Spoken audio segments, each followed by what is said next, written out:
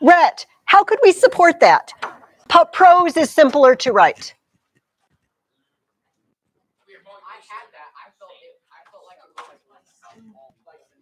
Shh, guys. Hey, guys. Shh. What did you put it under? Okay. How about the simpler to write? And so, therefore, if it's simpler to write, I might just, that might be my go-to because I, as the writer, don't want to put as much effort in. Could we support that by saying, well, it takes work to develop the meter. It takes work to develop the figures of speech. So that's one direction we go. You want to give him another one, Kyle? Also, one of the reasons for that is it's easier to use, so we use it more. And since we use it more, it becomes habitual. Yeah. Okay. Okay. Yeah. Speaking and writing in prose already that we don't really need to spend a whole lot of time thinking about. Sure. Hey, Rhett.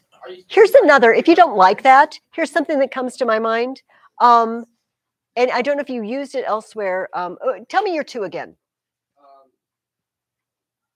Like easier to convey info. Mm-hmm. And the general public uses it.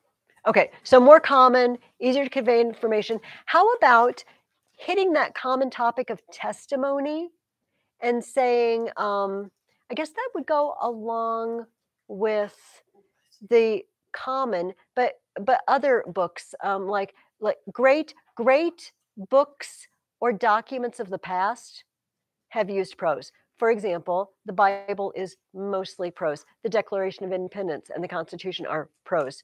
Do you know what I mean? And hitting it from a testimony standpoint, lots of the things that we rely on, legal codes, are written in prose. Do you see what I mean? And you could have a lot of support for that because there's just oodles of examples. I thought about that and I started to use that and then I was like, I feel like that would just go under. Rhett, your problem. Go ahead. Proofs can kind of blend into one another. Like a lot of, especially with a topic like this, a lot of your proofs and subproofs are going to be very similar. So you can kind of just make it a little bit more of like a blend, and then you can arrange your subproofs so that it kind of transitions from one topic into the next. Also, sometimes, Rhett, we find that our big reasons were really big. And you might have that more common or whatever could have two more common in examples and more common. Therefore, it's more habitual. And you could break that apart into two. Is this helpful at all? Yeah. Okay, Ethan, what did you want to say? Okay. I will let you know that prose is used widely in the modern world, so therefore it's easier to reach people. Mm-hmm. The fact that most of our writing is in prose, and most of our writing in general has been prose, it can be easier to gain an audience and to have an audience that understands. Okay. Yeah. Go ahead, Matthew. Also, kind of like a good point if you like. Prose can be not going to get easy, so the prose can be beautiful as well. Like this is kind of a small one, but prose can be just as beautiful as poetry. Okay. So, yeah, that would be great in a refutation. So some of you, I can hear you begging almost to do a refutation. So if you have done these before and you're familiar, go ahead. So let's just all take a look at that outline again on page 117? No, 113. This is the outline that we're going to write from. Do you guys know that we're not meeting next week? Yes. Okay, so you have 2 weeks to do this. And just let me preface everything I'm going to say with, if I am unclear in any way, please ask. But also, if you get down to doing this and you just end up with a question, call me or email me. All your parents have my email and contact.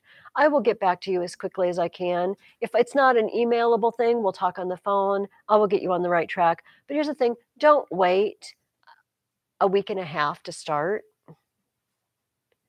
If you call me on, a week from Friday and say, I don't know how to write this paper. I'm going to know that you didn't look at it at all next week. So don't do that. I will still help you. I'm not going to turn you away. If you call me Tuesday night and need help, I'm not going to turn you away, but I'm going to think, oh, somebody didn't start their paper at all. So, and it will just be easier on you. All right. Also, I don't want everybody to call me on Tuesday night. Let's take a look at this outline. I only asked you to do 2, 3, and 4 this week, right? I asked you because this is the meat. This is the heart of what you're saying. This is what I think, and this is how I'm going to prove it to you. This is how I'm going to persuade you that prose is superior or poetry is superior. That's the hardest part to come up with. Is there anyone else like Rhett who doesn't feel comfortable with their 3 main arguments and support for those arguments? Does anyone else want some help on that? Okay, awesome. Say again, Jesse. You look very comfortable. Let's talk about the rest of the paper. For some of you, this is old, all right? But we're going to go through it all again because review is never a bad thing. And for some of you, maybe you've never done a paper like this before. So papers usually start with an introduction, right? You don't just start. Prose is very common in today's society. Like, whoa, that's very, very sudden start to your paper. I need to be eased into this a little bit. That's what introductions do. And look on my outline. Also, if you flip back and forth between 113 and 115, I've got sort of extra information on page 115 about the parts of the outline. So we start with what is called the exordium, the introduction. What do we want to do? On page 115, just flip over there. Inform your reader, make your reader favorably disposed towards you, and draw your reader in. Hey, I need to like you, quite frankly, or I don't want to read your paper. That's not true of you. I will read your paper. And I like all of you anyway, so it doesn't matter. But in general, if you're writing for the public, you want them to want to read what you wrote. And we have ways of drawing people in. I listed them on page 115. Ask a question. When you go to the library, do you reach out for a book of poetry? Or do you always go to the prose section? All right, so as this is a rhetorical question, you do not have to answer, but it makes your reader suddenly, oh, what do I do? Oh, I always pick prose. Why is that? I wonder what they're going to say about it. And it draws them in. You can do this by challenging your reader to imagine or do something.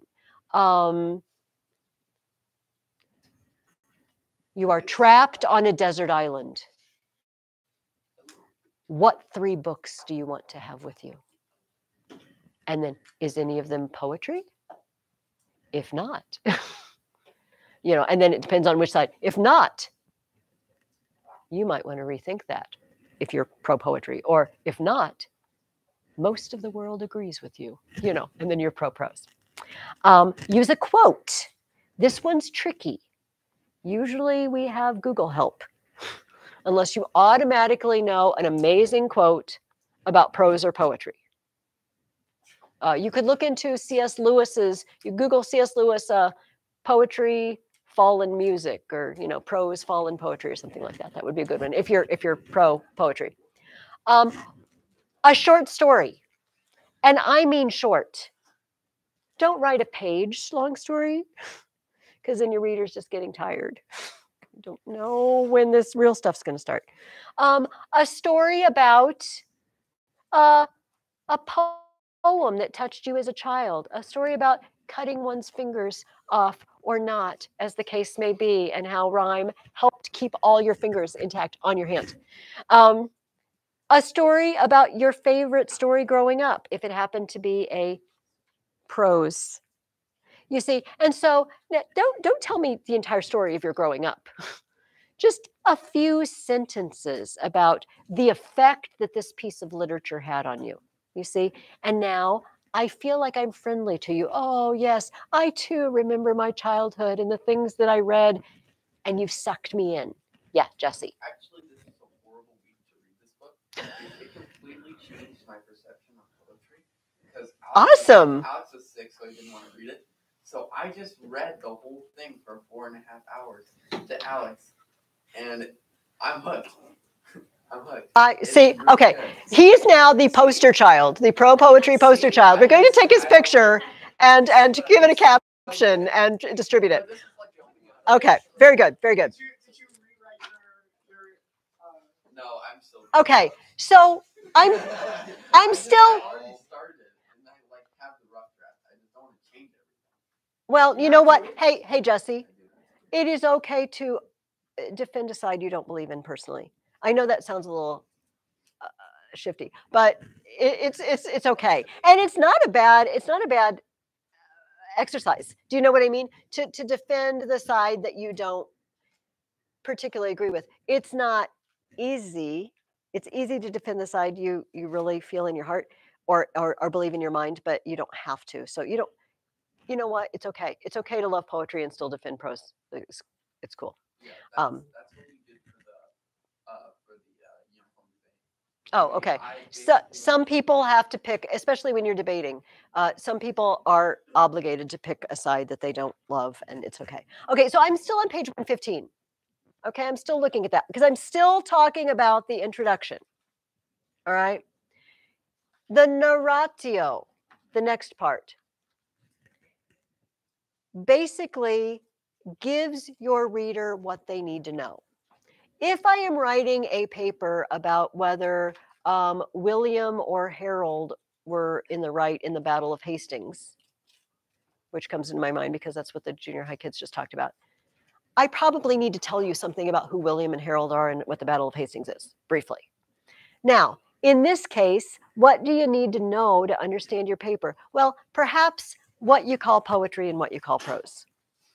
Prose, for in this, I am defining prose as this. I am defining poetry as that. That's probably all your reader needs to know. There's not really a historical backstory. You don't need to give me the history of poetry. Yeah, Jesse. Would it be okay? I know we don't usually do this, but would it be okay if I had one point that was for prose and then maybe? See, I know everybody always wants to do this. But then overall, Okay, here's the thing. I would like you to hardcore defend one side, but I'm going to talk about the refutation if people want to do it. Oh, no, that wouldn't help you, would it? That's still the same side. No, that won't help. Yeah, okay. What Jesse wants to do is sort of the advanced version. It's like this. Okay, I'm pro poetry, but my first point is pro prose. And then I leave it kind of hanging. And then my second point is pro prose, but partly pro poetry. And then I smack you in the last paragraph with my super pro poetry. And I'm trying to decide if I want to let Jesse do that. You know what? I'm going to keep the rules for Jesse the same as everyone else. Try to defend one side. All right, we'll jazz it up later. Okay, with papers, we'll let you do the bait and switch. You think I'm defending this side, but actually I'm defending the other side. It's very shocking. Okay, that's the narratio. What do I need to know to understand your paper? Basically, I need to know what poetry and prose are. Okay, divisio, division. What position are you arguing or presenting? You need to say something like this. Prose is better than poetry. Poetry is better than prose. You don't have to say it in those words, but you need to make a statement somewhere in your introduction. I want to know where you stand. I want to know where you stand. Are you allowed to not support both and neither at the same time? Like not say either one is better? Oh, in your introduction? No, Oh, in the whole paper? Yeah, No, I want you to come out strong on one side. I know. I know. This is what makes this hard. I know. See, I'm a little surprised.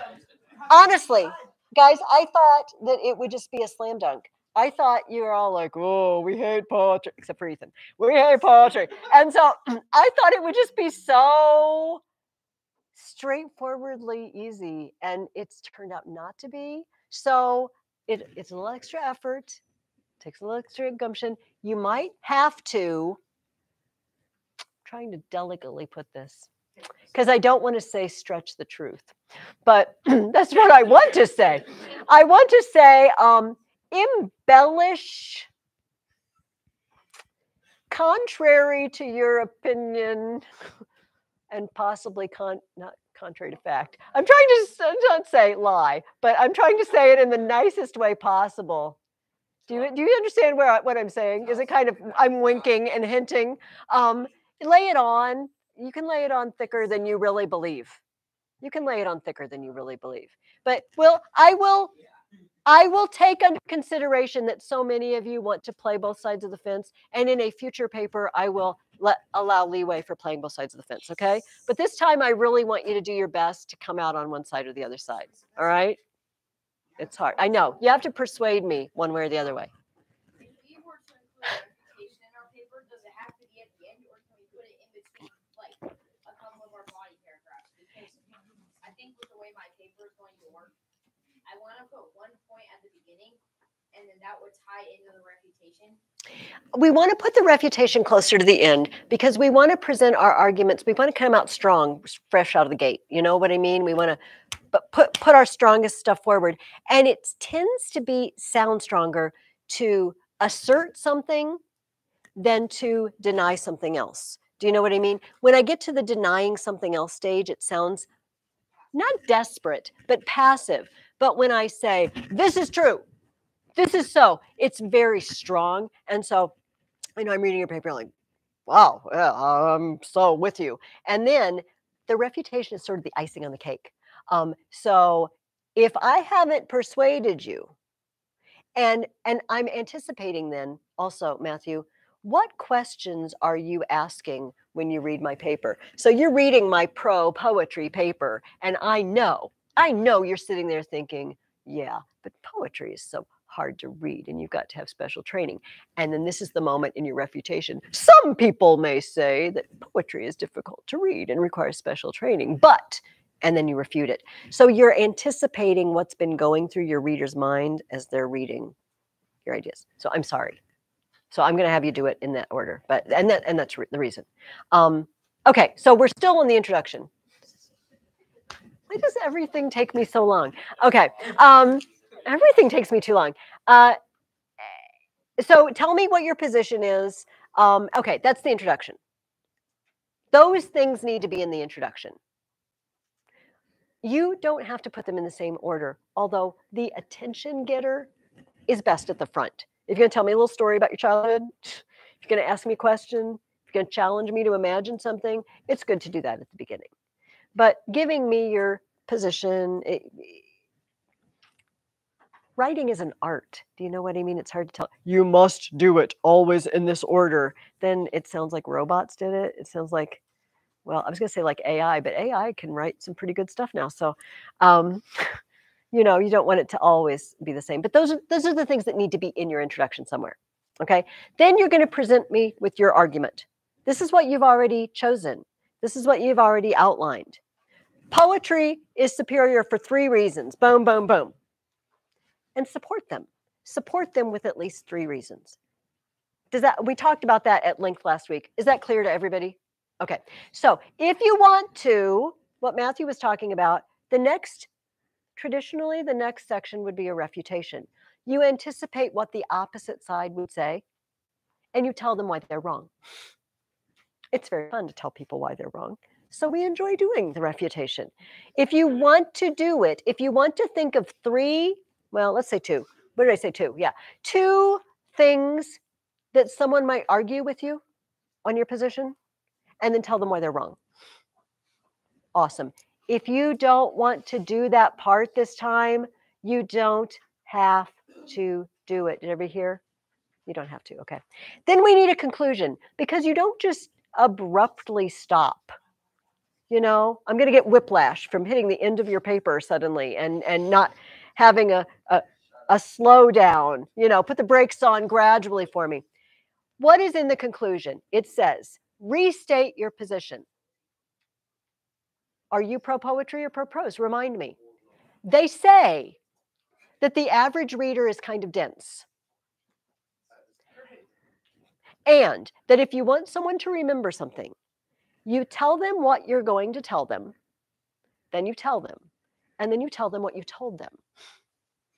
And once they hear it 3 times, it's going to get through their dense brains. So, this really mean today. So in your introduction, you told me what you're going to tell me. Then you told me. In your conclusion, tell me what you told me. In summary, it is plain to anyone with half a brain, don't say that. It is plain that prose is superior to poetry in every way. All right, now you've just reminded me, in case I was, my falling asleep, my mind was drifting. Oh, what side is he on? Oh, yes, the prose side. Summarize your 3 proofs again, your 3 main proofs. And then, this is the hardest one, the amplification. Translation, who cares? Oh yeah, let's do it. Who cares? Who cares? What do I mean by that? I mean, why does this matter? To whom does it matter? I have had many papers ending with this matters to Mrs. Ferguson because she made me write this paper. I can't really, this is true, but I would like something other than that. It'd be awesome to have something other than that. For example, why should we care? Well, because, here's an example. Our modern world throws a lot of prose at us. Do you know the average website that you visit is the information is in prose? Most of the books, I mean, go to the library, the poetry section. What's the early 800s, the 812s, 820? The poetry section. It's not very big compared to all the books in the library. Novels are prose; they're very popular. So if poetry is more effective, this should matter to our society because we are a prose-based society now. If prose is more effective, then it matters to anyone who wants to communicate. If you have ideas to share and you want people to access your ideas, you need to know how to present them in the most appealing and accessible way. And so this matters. It's not, in other words, it's not just an exercise we're doing for school or for Mrs. Ferguson. We learn largely by reading. And if it matters what kind of reading we're doing, maybe we should think about that and know. Does that make sense? I'm making it sound graver than it is, but that's what the amplification is about. Because I'll read, you read, somebody is writing a paper about whether or not you should use, paper towels in the bathroom versus those things that blow on your hands, And so, you're defending the things that blow on your hands. Well, why would anyone care? Because it affects the environment. Because this is the earth in which we live. Do you see what I mean? Even a silly topic like that can have consequences. So kind of think of the consequences of poetry being effective or prose being effective, what kind of people it makes us. Matthew, what did you want to say? Kind of straying a little bit away, but if you truly believe that poetry is more effective, then I'm not saying you have to read. You should write your paper with like a writing to it. Okay, that is quite the challenge from Matthew. I understand that some of you are reading How to Read a Book by Mortimer Adler, and you will discover that Mr. Adler says that if you read a book and you completely understand what the author is saying, that's the first step. You've come to terms, as he said, you're using words in the same way. You understand. And if you take the next step and you say, I agree, that if you don't change in some way, you don't really agree, unless it was something you're already doing. For example, this is the example I always use because you guys know about my whole cookie problem and ice cream. So if I read a book about the evils of sugar,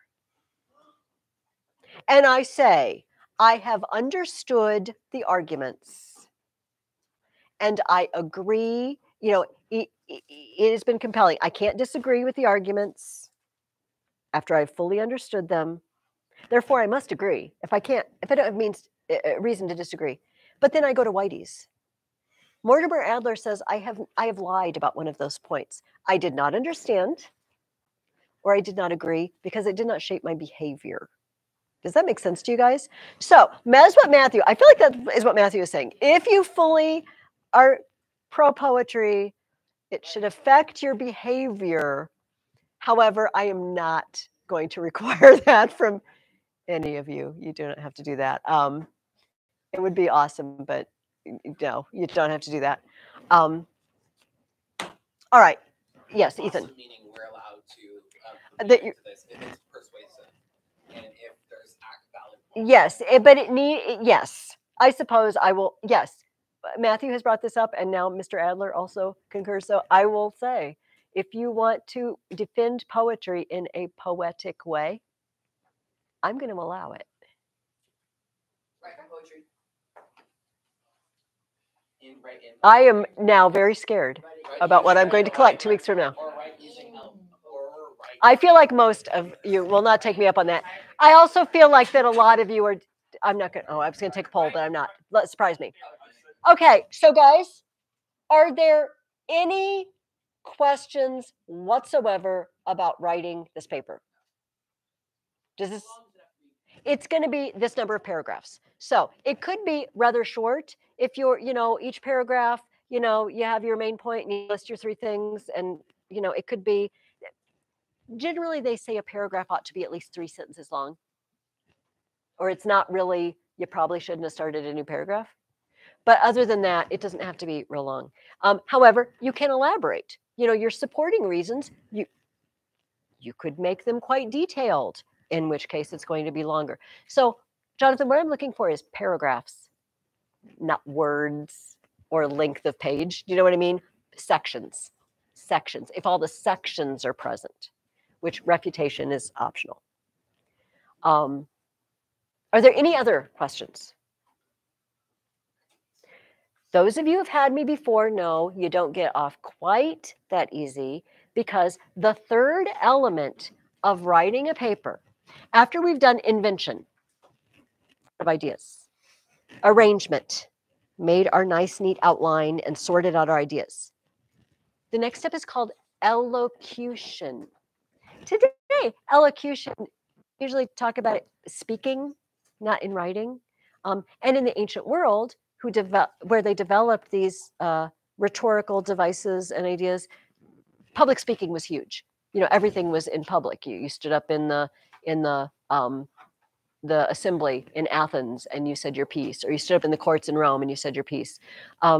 We still have places like that, in our government buildings. There's still public speaking, but we do a lot of writing. Okay, so elocution is going to mean writing or speaking, using words. Elocution elements are those things that make our writing pop. They make it interesting. And we're going to be adding elements to our papers throughout the whole year. All right, we'll talk about the different kinds. Here's what I want you to put somewhere in your paper this time. You can write this down somewhere, and you can write down my example. It is called antithesis. No, oh yes. Oh yes, that's what we say. Not oh no. Oh, sorry, Matthias. You're too good. You're too good for an easy paper. Oh, I'm not good at writing. It's fine. Okay, so you probably can see anti in the paper, which usually means against or opposites. Antithesis is when we put 2 ideas, opposing ideas together. They don't have to be opposites. They're just conflicting with each other, but often they are opposites. Here's my go-to, which I've probably used on you guys before. So this is an example. You can write this down if you want to. In the summer,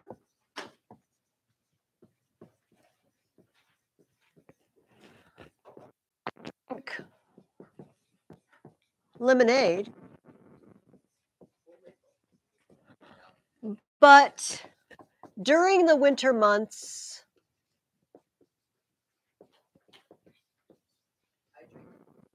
yeah, I was going to say cocoa, but I prefer hot cocoa. Okay, so what are the opposing ideas? Summer and winter. Summer and winter, and what are my other two opposing ideas? Lemonade and cocoa, hot and cold beverages. They're not, I mean, hot and cold are opposites. Summer and winter, I suppose, would be opposites. Let me think of an example that's not necessarily opposites.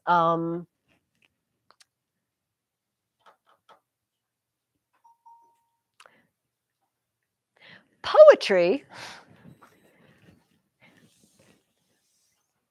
Poetry.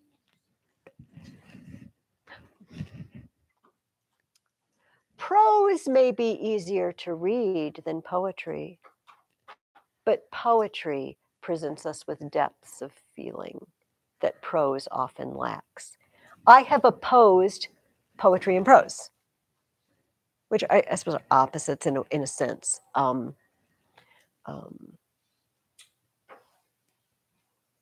We put on our shoes when we go outside to play, but before we come in, we take them off to keep the interior of the house clean. I suppose shoes on, shoes off are also opposites in this sense. But do you see, I've put two ideas smack up against each other. Children, so we talked about this, children tend to gravitate towards poetry, but as we become adults, more frequently we reach out for our information in prose form. And now I've set aside childhood and adulthood along with poetry and prose. Are my examples making sense to you? It doesn't have to be elaborate. It doesn't have to have multiple layers like summer, winter, hot, cold. Just two ideas that are set side by side.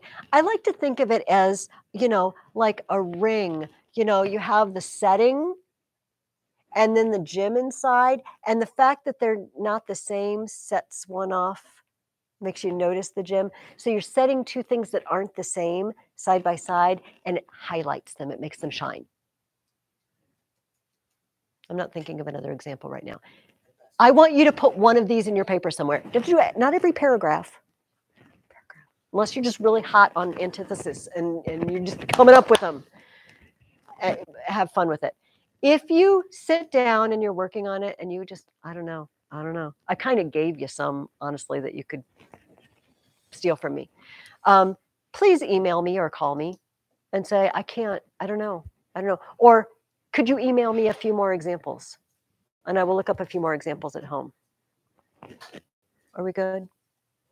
Put that somewhere in your paper. And could you please, this is your paper, wherever your antithesis is, could you put a letter A in the margin? You don't have to type it. Like if you type and print out your paper, just grab a pencil and find it and stick an A, just draw an A. It's fine. And then I can just run my eyes down the side of your page and say, here's your antithesis. Are there any paper?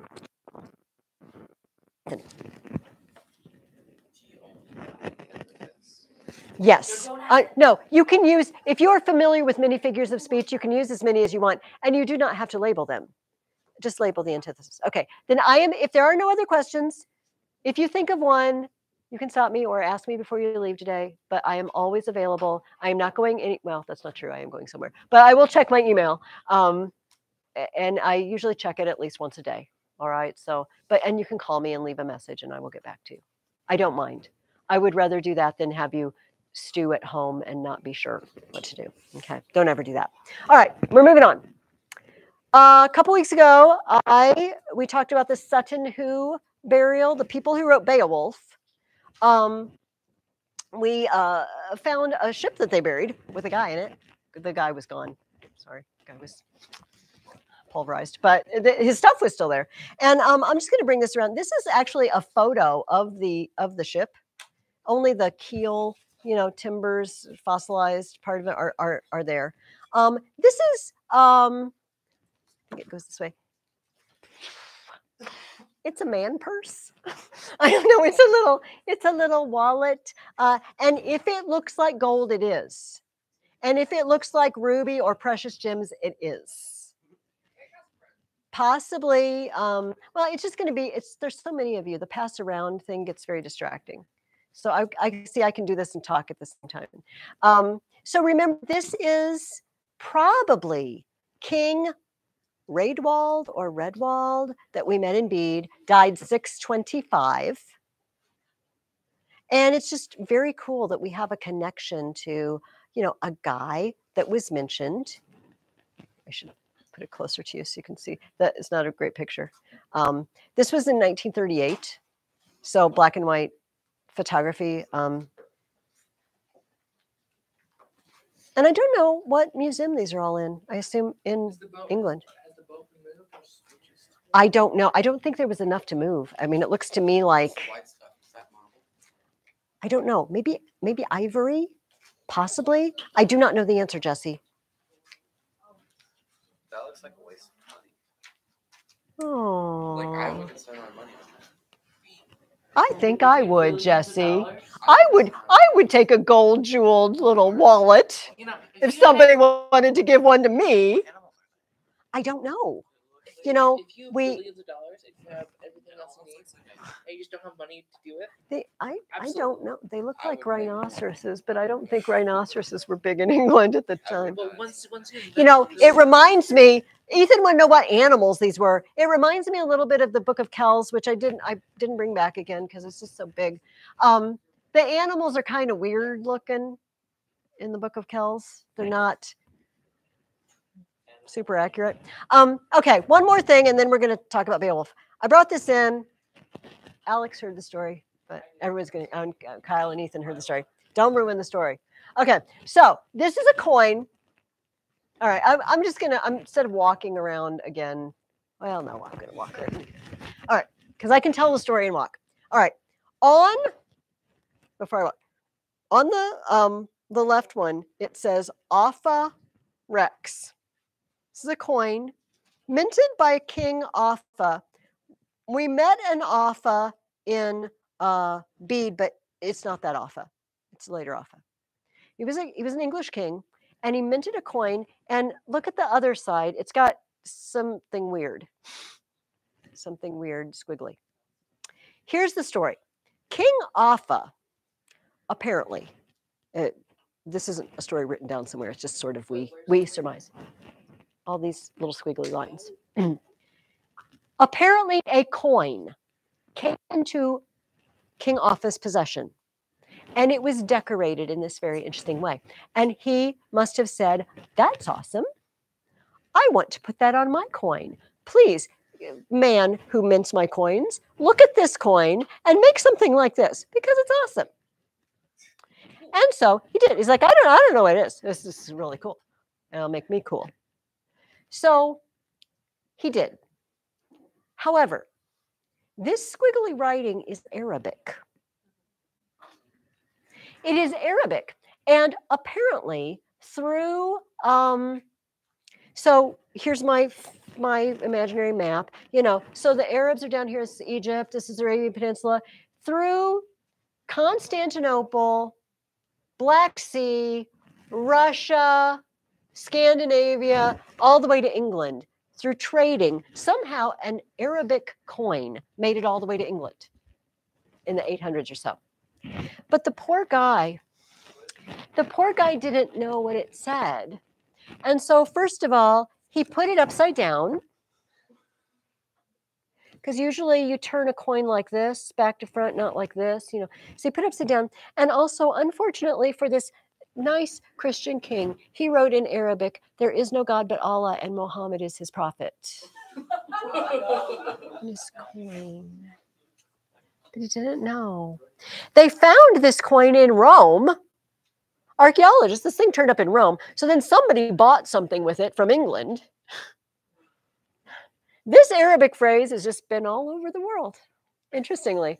But it's a funny story, but it also tells us something about the fact that people were trading, you think a little later, Crusades, fighting Muslim countries. And we think of it that way, but there's trade going on. The Arab countries have things that Europe wants. And we are going to overlook the fact that they are heretics, and we're going to buy their stuff. and coins and goods are going to travel. We read, the junior high kids were doing a paper on the Sutton Hoo burial, and it said the burial, it had silver dishes from Constantinople. This nobody king in 625 had dishes imported from Constantinople into England.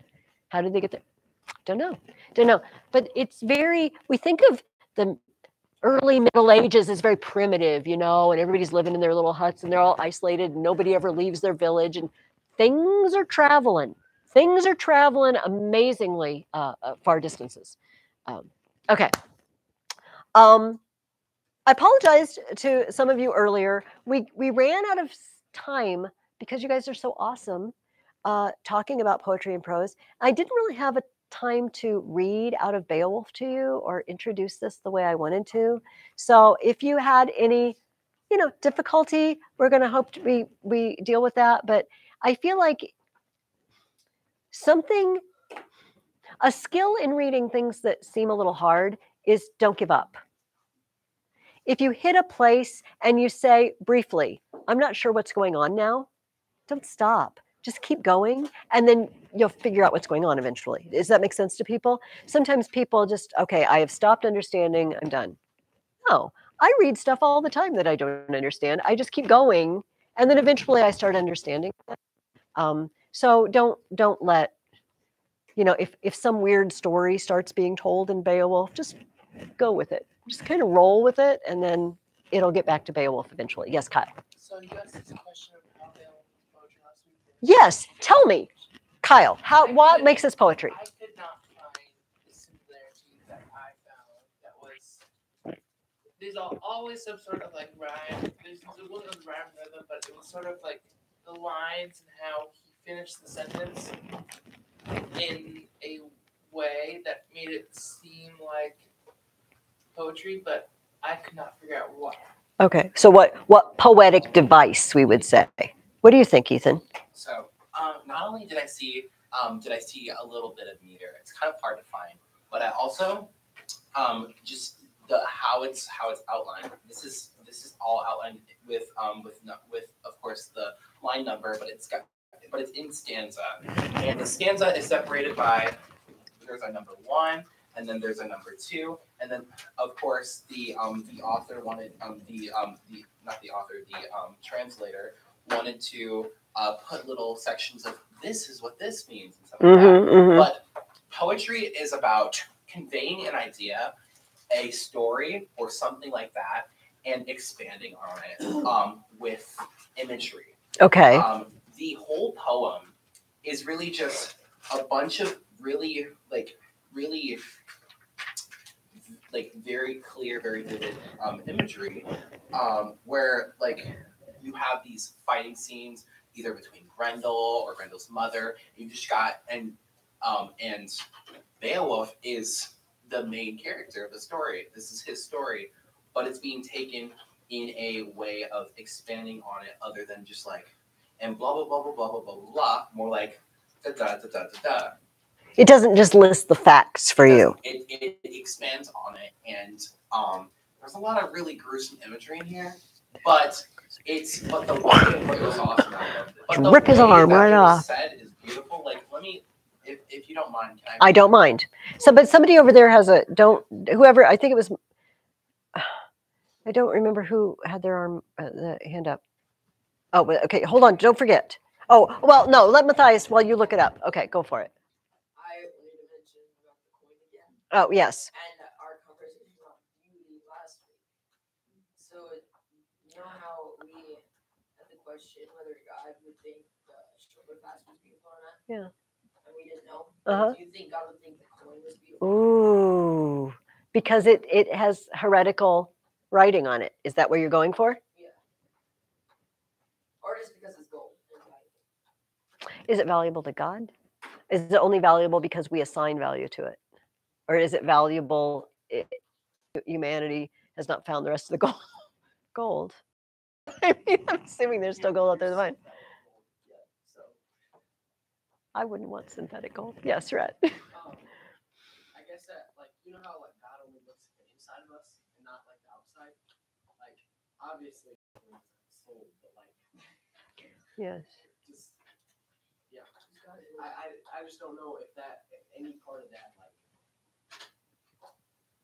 goes over to the objects. Maybe we have to know the artist and what was in the artist's mind and heart and the joy he took in producing his piece of art.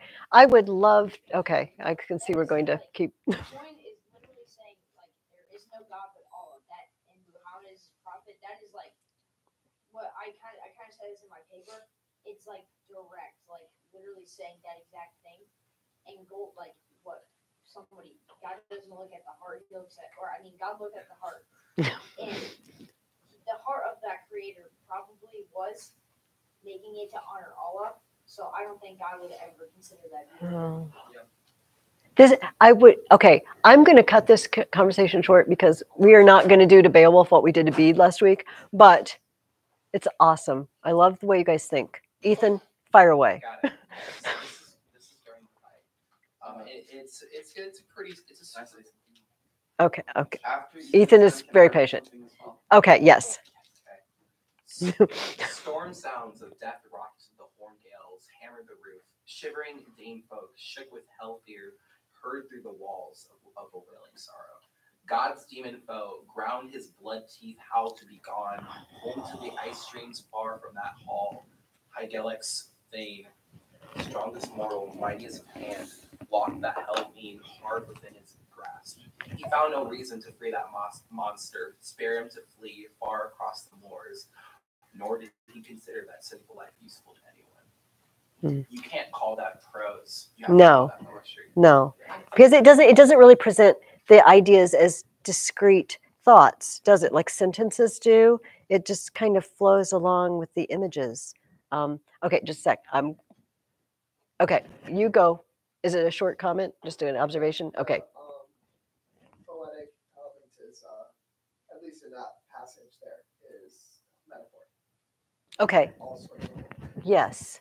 Okay, Jesse, you also fire away. That giant ravager, rejected by God, marked with murder, measured by his sins, finally conceived in his fiend's mind eyes, that his loathsome body would bear no more. Hygelix Thane held fast to him, tightened his grip. Grendel yearned away. His arm stretched thin, drawing in with pain, a great death wound in his shoulder. Sinew bronze weakened, snapped viciously. Bone lost and burst. To Beowulf their victory was granted. I love it. Awesome. Okay. Okay. I knew it. I was talking to my husband this week. He's like, we're ripping Grendel's arm right out of the socket. The boys are gonna love it. They always do. Okay. So beautiful. And I like the way that Ethan and Jesse both read. Did you notice that there's a gap in every line? Every line has two halves. Yes, we have heard of years long vanished, how Speardanes struck, sang victory songs, raised from a wasteland walls of glory. Each has two halves. This is Anglo-Saxon poetry number 1. Every line has two halves. They have, in Anglo-Saxon, a set number of syllables that is lost on us. And here's what they do with the two halves. I'm going to super do it, okay? You can catch it.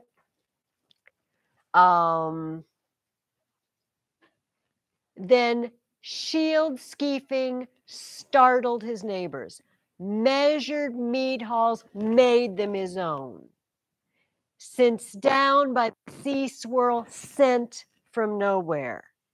I'll skip it. Life lord of men loaned strength, wisdom. Forge friend warriors to fight against darkness. It alliterates. 2 words in the first half alliterate with the third word on the second half. And the reason I picked this particular one is because the translator really does a pretty good job. If you look, where I gave it to you in Anglo-Saxon in your book, you can see, it jumps out at you. Now, it's not always 3 words, sometimes it's 2, sometimes it's 4, but that's the pattern. A line of 2 halves of a certain length with 2 words that alliterate with a 3rd word in the second half. That's what makes it poetry. That's their poetic scheme, all right? Rather than like iambic pentameter or a certain rhyme scheme. That's what they did. And you guys read it that way. You know, it's sort of the halves of the lines play off each other. If we were writing it in prose, we'd use lots of whos or that's to explain. But they don't explain. They just throw out half a line that tells you something more about what they just said. That's what makes Anglo-Saxon poetry poetry. And the Angles and Saxons, and then the Normans, you know, who took over in 1066, this was the poetry they wrote for years. Until from Europe, they started meeting people who were writing what we think of as poetry, rhyme scheme, set meters. And about, this is shifting to next spring, about the year 1400, there were 2, late 1300s and 1400, 2 great, we're going to read both of them.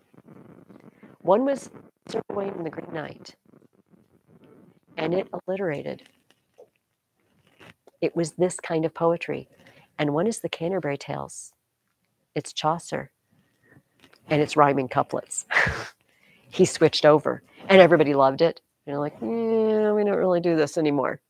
This isn't the poetry that we love. We do it the other way. We like the continental European way. And now and then it turned into what we think of as poetry. But this held out. This whole alliterative poetry thing held out for a long time. What did you want to say, Jesse? I also just wanted to mention a lot of the stuff, just like Jewish poetry, it's recanted line, and it's said in different ways. Like in Psalms, they say that a lot.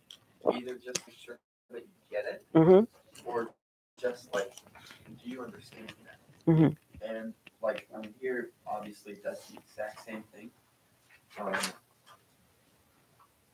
Like here, I'm just gonna pull up one. It says, "Terror in the night, an empty mead hall from evening till dawn."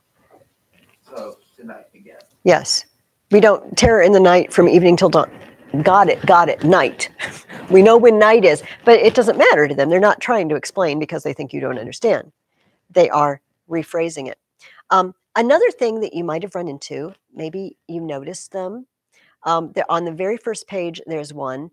It's talking about this guy, Shield Scuffing, who apparently floated in as a baby, put adrift in a boat, and they adopted him and raised him, and he became their king. It says, Shield grew tall then, roamed the waterways, rode through the land, till every strong man, each war leader, sailed the whale paths, sought him with gold, there knelt to him. That was a king. What's a whale path? It's an ocean. It's an ocean. This fun thing is called a kinning. You don't have to write this down, but I'll write it so you can look it up if you want to. Yes, Matthew. Beowulf is also kind of a kinning because Beowulf means bee-wolf, and their word for wolf was the same as their word for hunter. So it was bee-hunter. And Ooh. bee-hunter was a bear. Where did you find this out? I looked it up. Awesome. So it means So Beowulf is a kinning, is one of these figures of speech. They'll say things like the sky candle. What do you think the sky candle is? It's the sun. My personal favorite, I always, when I start going back and forth in the pages, I always leave stuff out. So eventually, Shield Scuffing dies, and eventually a guy named Hrothgar, right, is in charge, and he's built this mead hall of Heorot. What do they do in a mead hall? They drink a lot. Probably. They have big parties where they drink until they probably pass out on the benches every night. I don't know how to sugarcoat this. This is the mead hall. Are you guys familiar with mead? Like a fermented alcoholic honeyish drink. My kids brought some back from Chicago once, but I didn't love it. I wanted it to be really sweet, and this particular one wasn't. Um, and life is good until it's not for Hrothgar and his men. Then an alien creature, cold wanderer, could no longer endure from his dark exile bright bench laughter borne to the rafters each night in that hall. What does Grendel not like? Why is he eating people? Doesn't like people to be happy. He doesn't like people to be happy. That's just mean. I mean, even if you're a monster, you can be chill at other people's happiness. But that's what it says. He could no longer endure from his dark exile bright bench laughter borne to the rafters each night in that hall. He found his home with misshapen monsters in misery and greed. Okay, this is the second question I asked you. From whom is Grendel descended? Who is Grendel's ancestor? Cain. The Shaper banished him, unshriven away. What's unshriven? Do you know what it means to be shriven? It means go to confession and be absolved of your sins. Shriven, unshriven, like no repentance, no. Oh, God will forgive you. Come back into the fold. Unshriven. The Shaper banished him unshriven away with the kin of Cain, killer of his blood. The Measurer fashioned a fitting revenge for the death of Abel, drove his slayer far from mankind and far from his grace. Cain sired evil, cunning man-killers, banished from heart love, born in hatred, giants and fiends, jealous man-eaters, long without penance. God paid them for that. A fun fact, since Matthew looked up some fun facts, cunning man-killers, giants and fiends, in the Anglo-Saxon, one of those words is evil spirits. Okay, some of you are going to say, oh, and some of you aren't going to know what I mean. Orkneas. Orcs. They're orcs. Orkneas. And yeah, so Grendel comes and has dinner every night at Heorot until the drunk guys decide not to pass out there anymore, and go home. The party is ended. Nothing shuts down a party faster than having people eaten. You might want to keep that in mind when you're throwing parties. Too long it stood, 12 cold winters. Wound in despair, the Lord of the Danes dreamed of his lost ones, waited for a sign. Waiting for a sign. Is somebody going to rescue me? Oh, I'm sorry. I'm on page 6. Oh, it might not be the same line between 140 and 150. I'll do line numbers because I see that some of your covers are different, and therefore I'm not sure the page numbers are the same, but the line numbers will be the same. Now, how did these people react? Did you want to say something, Jonathan, or are you just stretching? Oh, that's fine. You can stretch. Just wanted to make sure I wasn't leaving you out. Some made promises. Okay, line 175. Some made promises, prayed to idols, swore to honor them, asked them for help, safety from murder. Such was their custom, the hope of heathens, hell thoughts in their minds. They ignored the Measurer, maker of heaven, shaper of glory, stuck to their gods, unable to praise or pray to the Father, wish for his guidance. Woe unto those with ill in their hearts, hopeless and doomed, forcing their souls to the fire's welcome, praying to names that will never help them. Praise without hope. Picture Bede's time. Remember how Bede kept saying, and oh, then so-and-so, king of the East Saxons, who was a dirty, rotten pagan, came and, I'm not directly quoting Bede, whooped up on the, Christian king, whoever. And there was there were still pagan groups, Christian groups. And not until book 5 with Theodore does it say he was the first bishop of all the English. You know, in the Isle of Wight, it names the last holdouts. This was written. This is like a little time capsule peek into a time when it's still half and half. The Christians, there's a lot of non-Christians sprinkled in. And we haven't been Christians for very long. And when people start eating us, when monsters come and eat us, I maybe want to pray to my old gods. Maybe I would like some help from the tried and true, trusted old ways. And the author of Beowulf, whoever it was, shows us a picture. But how do you think how does the author of Beowulf feel about the people praying to the pagan gods? Is he yes or no? He's like, no, that's a bad idea. No. It's not gonna work. No, they're nobody. They're nothing. And you pray. They ignored the measurer, the shaper, and they went to gods, praying to names that will never help them. Praise without hope. Yes. I argue that the author of Beowulf is trying to think as readers that hello, demons want to try and come get us. When you're a Christian, you're gonna have more I argue more temptation than being a non-Christian because the devil doesn't want you to be a Christian. Eating of people and then praying to your own gods, that's the devil's way. From what I'm seeing, the devil's way of trying to get them back into their old ways to worship him. And it says, "Woe unto those with ill hearts, hopeless and doomed, forcing their souls to the fire's welcome." That woe to them because they're going the wrong way. You're going the wrong way. Yeah. Think of Cain. Think of what happened to Cain. God put a mark on him so that people would not kill him, but also sent him away, banished him for what he did. And this is the world, this is Grendel's world, Grendel's family, if you will, are banished from God. And they hate it. It makes them angry, right? They're having another party in there and I'm not invited. And the anger builds. This reminds me a little bit of, speculating here, what Satan may feel like.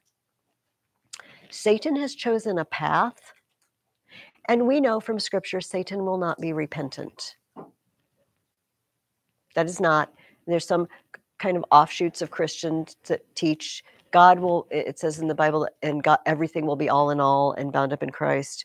But it also says there's a lake of fire, and it says Satan will be cast into the bottomless pit. Doesn't end well for Satan. And that anger, just think Grendel's anger. They're on the inside. They're where the light is. They're where the glory is and the joy, and I am on the outside, and by golly, I'm going to make them sorry. It just reminds me of Satan's sort of, as I imagine the anger. I'm on the outside. You chose it, dude. But you're on the outside. Apparently there's no coming back. Not for you. I'm going to make it as miserable as I possibly can. I mean, he knows he's beaten. When Jesus came out of that grave, he knew. Pretty sure at that point. Not sure if he knew before then. Not sure what he knew. Not sure if he had a few days of just, yay, we killed him. Sort of like the White Witch over Aslan's body in The Lion, the Witch, and the Wardrobe. And then, no, buddy, the story is not over yet. You just lost big time. And so Grendel is that satanic sort of, I hate them. I hate them. It reminds, since we were talking about Orkneys, Gollum, Baggins, we hates them forever. The Baggins, we hates them forever. So Beowulf comes as apparently answer to prayer. Hrothgar has been seeking a sign. Some of his men are seeking the old gods, but not Hrothgar. And up comes Beowulf and his guys. They pull their boat up, and now we get to my favorite kinning. The guard tells them, to sum up, I don't know who you are. You're coming pretty bold. You better tell me what you're up to. I don't know. Are you causing trouble? Be best to just speak now, because I'm going to haul you off to the king. You better say. The ablest among them, line 258, answered him clearly, lifted up his spear, unlocked his word hoard. I love his word hoard, his speech. It's your word hoard. I like it. I can see you're not as into word hoards as I am, but this is the pinnacle. It's like unlocked his word hoard. So when I bought a Kindle, I named it Michelle's Word Hoard, just because it's awesome. Because it's awesome. Beowulf, assures them, I am not up to any ill here. It says, Hrothgar on line 381, I think that the measurer, maker of us all, has urged him here, sent to the Danes, I dare to imagine, relief from Grendel. For this great mercy, I promise him now priceless heirlooms. Did you notice how often Hrothgar and his wife, whose name starts with a W, and I'm just not totally sure how to pronounce, Wilthgau, dishes out stuff? Like, have some gold rings, have a golden goblet, have a necklace, and then have a drink, and then have some more gold rings, and they're just always dishing out treasure. Hrothgar is the treasure giver. This is another Anglo-Saxon. We give presents to people when it's their birthday or Christmas or whatever. Back then, kings gave presents to his people. Who's a good king? He's present giver. Hrothgar's a good king. Every time he's dishing out gold rings, like we're supposed to, yay for Hrothgar. He's awesome. So Beowulf shows up. I need to find a place that I did not mark. Hang on.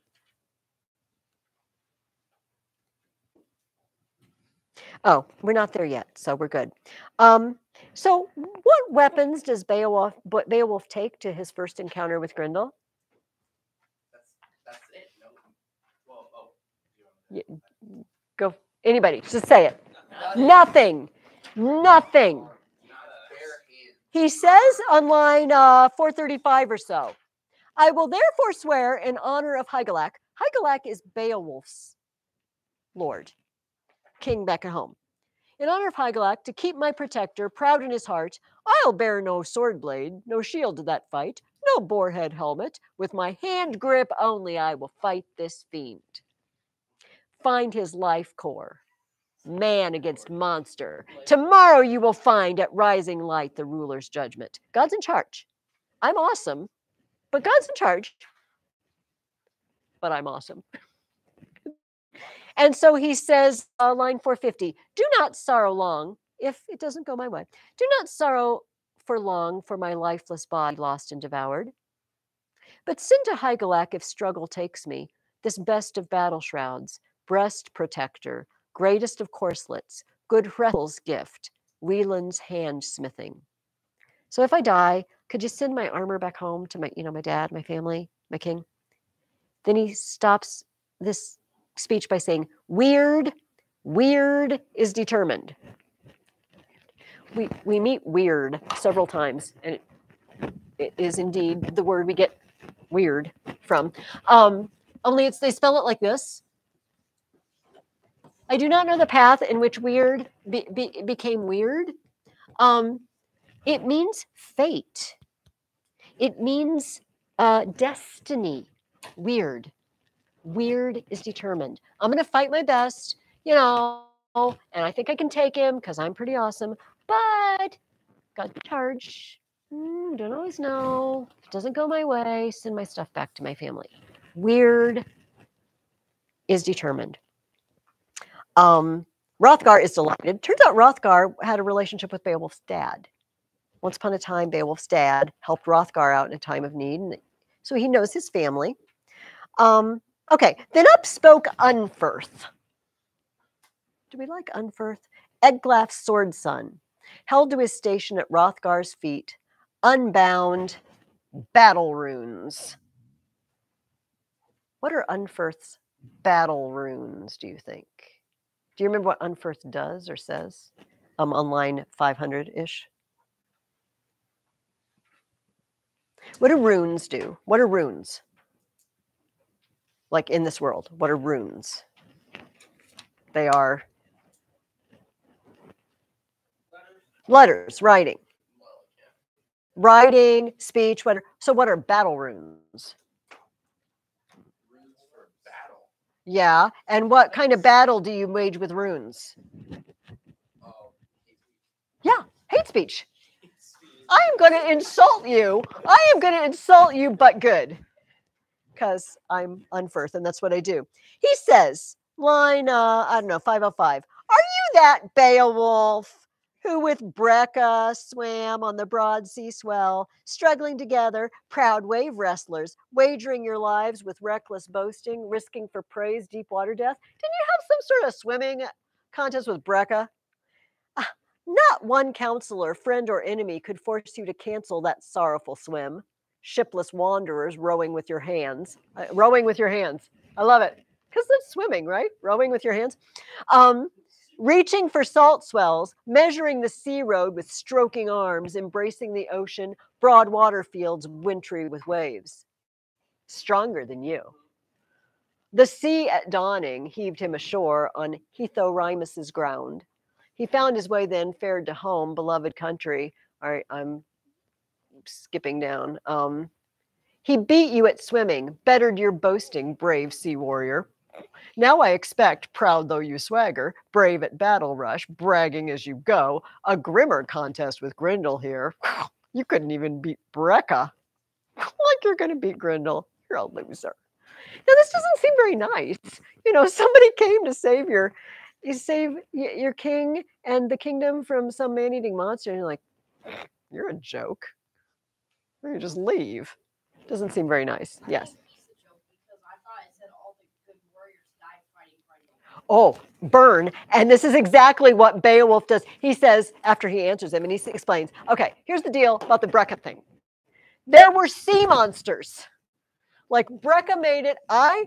Monsters were grabbing me. I killed like 9 sea monsters. You know, so you can't really come in first in the swimming contest and take out the sea monsters. But I'm just saying, I did. And then on line 590, I'll say one thing, son of Eklaf. Never would Grendel grieve all of you, mangle your hearts with murder and hear it, torture your lord in this tame mead hall, if your courage held strong as you claim it does. Yeah, well, I don't see you out there, Unfirth, taking on Grendel. Now, it strikes us as kind of weird, but here's this, not that kind of weird. Insult battles used to be a thing in Anglo-Saxon society. Like, they would have contests. I love it. I love it. So 2 guys come and they just hurl insults at each other. And there's like audience. Like you're rating the insults. You're getting, scores to the best insulter. It's called flyting. Flyting, flyting.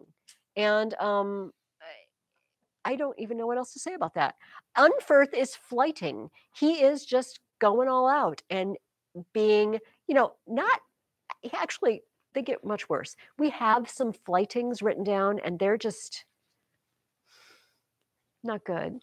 Just like every crude, rude, obscene thing you could call someone else, they just let her rip. And then the audience is like, yeah, good, good. Don't understand, yes. Nowadays it's more restricted because I don't people don't really do it anymore. But when I was like young, we would always do these things called Bill Mama Smackdowns. Yeah, this is exactly. If you had an audience who was giving an award to the best one. All right. So obviously we have, I don't know. That clock is obviously has not moved since I've been here. So I think we have less than 10 minutes. Yeah, no, it's not 5:15. Oh, no, we've been talking for a long time. Again, it's so lovely that the time goes and okay, so Ethan read for us read for us Beowulf's triumph. Ripped Grendel's arm right out of the socket and then nails it to the gabled roof so everybody can see the arm. And then what do they do first? They have a party. Bring out the mead and let's, I don't know, get wasted probably. Let's have fun.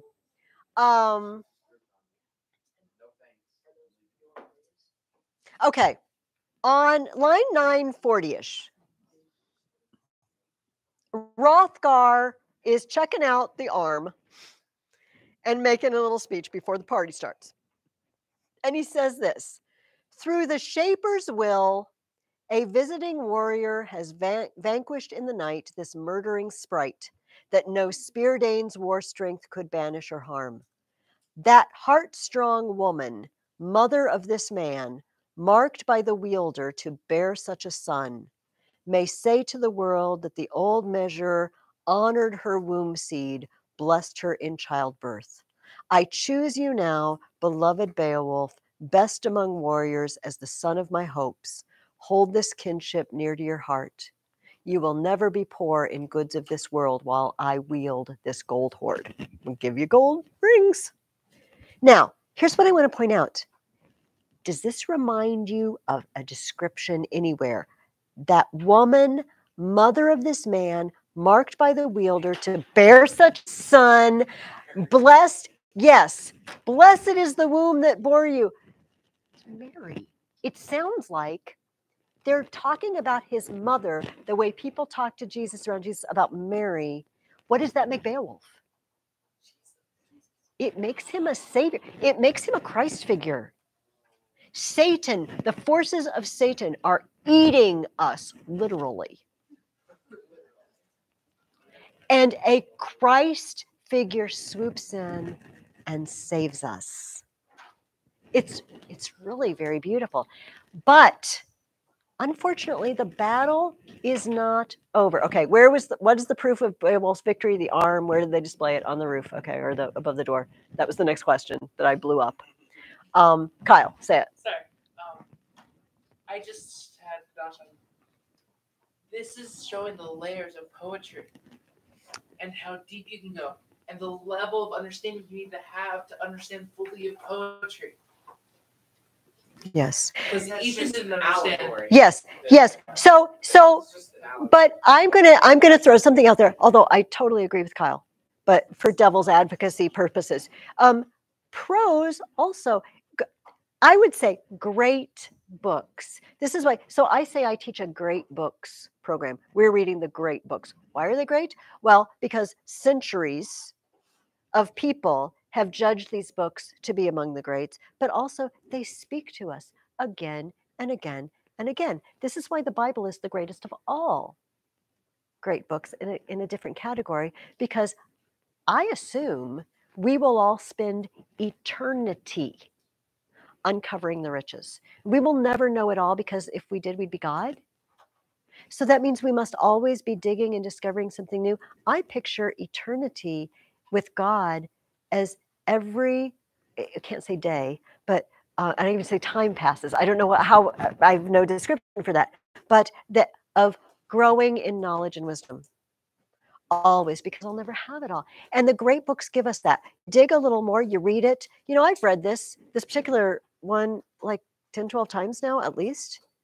And I still, stuff with a pencil, stuff pops out at me. I think, I never noticed that before. That's very cool. This makes them great.